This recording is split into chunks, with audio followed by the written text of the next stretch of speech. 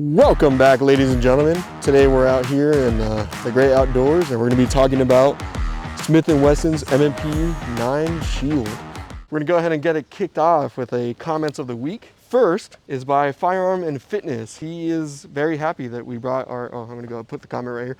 He's very happy that we're bringing back, philosophical videos, and they kind of been forgotten about in the community, but we're bringing them back, baby.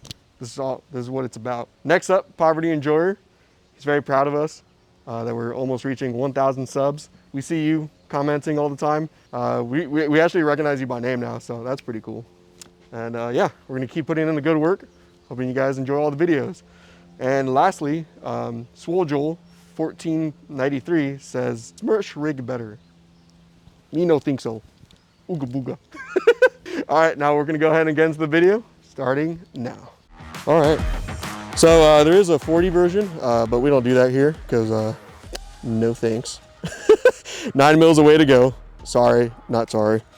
So we do have the 9mm version here. I'm just gonna basically go over the features if you guys have been considering this this handgun. There are quite a few Micro 9s out there that, in my opinion, would have the MP Shield beat.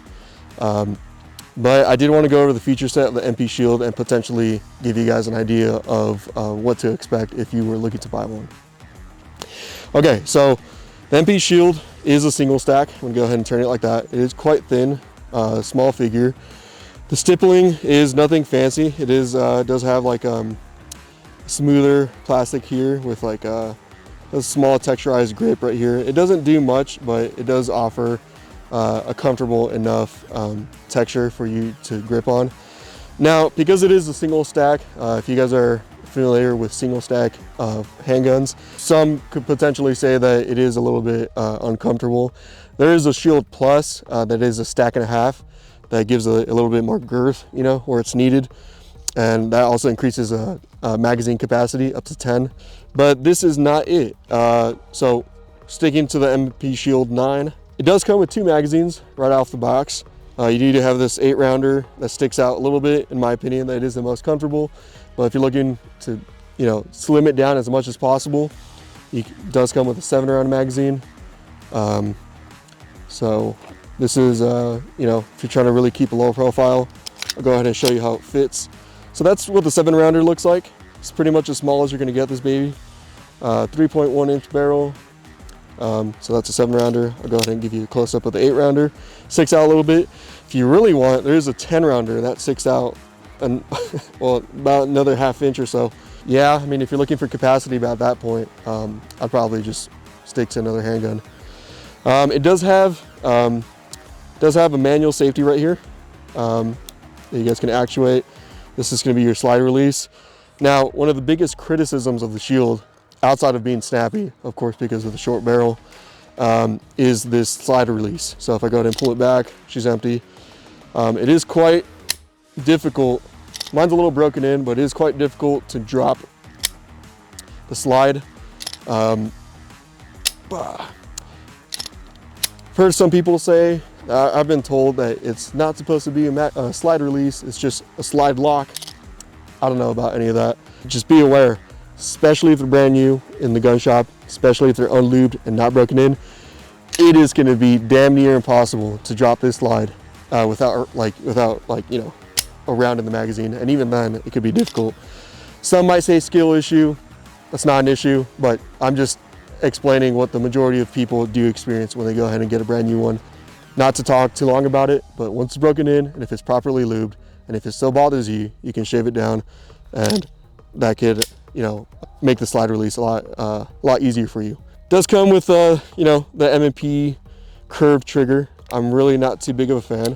I prefer the Shield Plus trigger personally. That one's a flat trigger. Comes with like a trigger safety as well. We'll go ahead and test the trigger for you, Grand Thumb style. So a little squishy. Pull it back a little bit. On the wall. Okay. Go ahead and test that reset. Oop. Sorry guys. Break. Does have a little bit of travel, but not as bad as I've seen in other handguns. For me personally, it's really just the curve of the trigger. I like flat triggers. if you guys have paid attention to my AR. It's kind of like the way I like to go. I'll basically just break down what I like about it. What I like about it, it's very thin. Very concealable. I don't have my holster on me right now, but if I were to just ghetto tuck it to my shirt, basically won't be able to see it. Very, very mobile. That is with the 8-round magazine. Very concealable, very small. Although they are not night sights, something I do like, especially preferred over Glocks, is we have the 3-dot white sight going on here. So that does make it easy to use your sights if you're used to like more of a, you know, standard sight picture. At least me personally, I don't necessarily have the smallest hands. So if you do have larger or even medium-sized hands, something to consider is that because it is a single stack, it is quite tiny bit awkward to hold. You could put like some athletic or grip tape right here to just give it a little more thickness so that you can like properly hold it.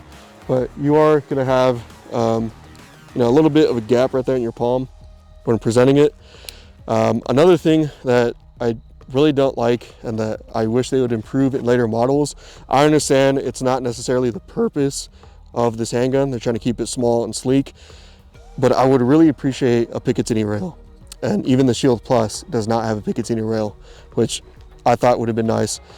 But essentially what that means is that that limits you with flashlight and laser options to basically the TLR, the Streamlight TLR6. Go ahead, it attaches right here. I mean, it fits fine. The lumens aren't very high. And if you want a different variety of options, good luck trying to find any, because the TLR6, as far as I'm aware, is one of the few flashlights that actually fits. A lot of the industry is moving towards handguns that are already coming out optic cut. Smith & Wesson still doesn't have many options like that, or they do come optic cut. The Shield is just another example of a handgun that doesn't come optic cut. So if you guys are like me, I like putting dots on pretty much all my firearms, handgun, rifle, shotgun, whatever. That is not an option for the Shield unless you get like an aftermarket slide or you get it milled by a gunsmith. This particular model, because of where we are, does have a chamber indicator, let you know when that baby's